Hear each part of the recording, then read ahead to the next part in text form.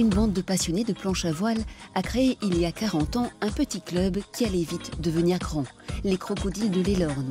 La simplicité du support a fait de nombreux adeptes. Avant-gardistes, ils sont à l'origine des 24 heures de Brest et de la Transrade. Depuis les années 80, ils décrochent des titres en France et à l'étranger, et cela dans un esprit toujours convivial. Entre les parents, les coureurs, les créateurs du club, il y a une bonne ambiance et donc je pense que le virus se transmet comme ça de génération en génération. En 1992, c'est la consécration avec Franck David et en 2004 avec Faustine Mérette, alors licenciée au Croco, qui remporte la médaille d'or au JO.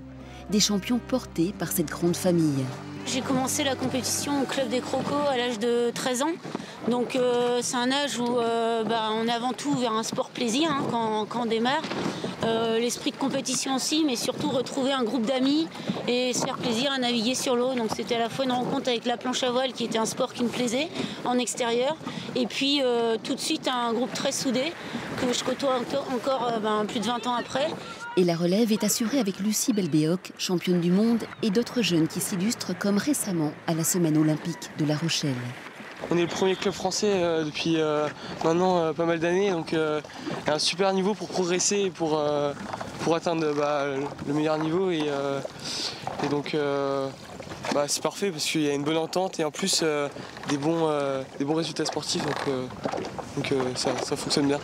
Le club qui fête ses 40 ans cette année souhaite conforter la voile olympique et celle de loisirs aussi, en proposant notamment de naviguer sur des anciennes planches revisitées.